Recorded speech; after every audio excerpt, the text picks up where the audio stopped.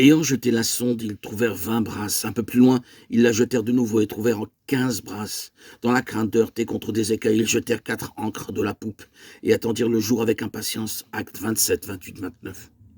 Paul et ses compagnons de voyage eurent à affronter une terrible tempête en mer, alors qu'ils se rendaient à Rome.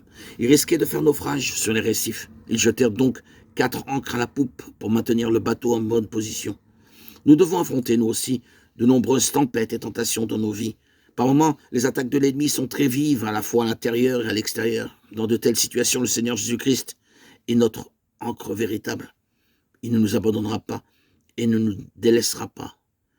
Cette espérance, nous la possédons comme une encre de l'âme sûre et solide. Elle pénètre au-delà du voile. Hébreux 6, 19.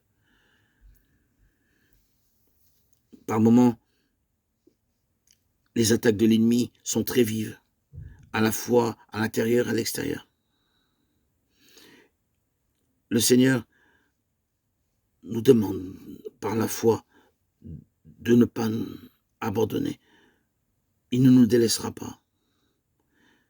Et nous devons tous proclamer que le Seigneur est notre ancre.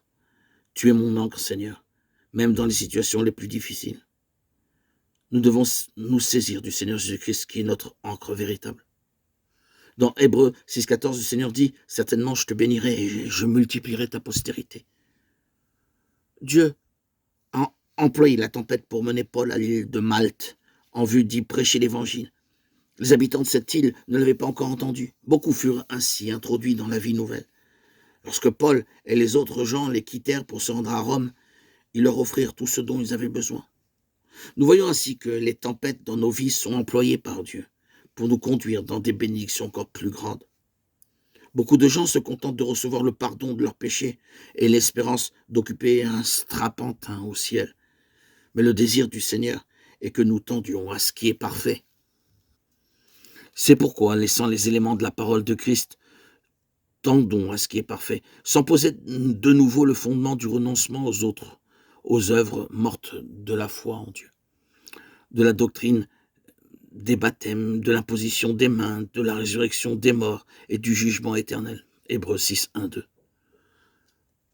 Frères et sœurs en Christ, nous ne devons pas rester spirituellement en bas âge des enfants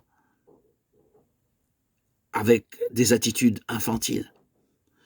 Nous devons aspirer à tendre à la perfection, à tendre à l'âge adulte, à grandir et à mûrir et nous édifier dans la parole. Nous ne devons pas tirer gloire de nos expériences écoulées, aussi merveilleuses qu'elles aient pu être. Le passé est mort. L'avenir s'ouvre à nous. Un nouvel horizon nous est offert. Nous devons croire pleinement la parole de Dieu et ainsi croître, grandir,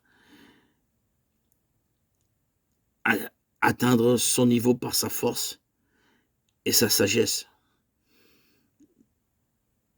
Nous pourrons ainsi hériter du royaume.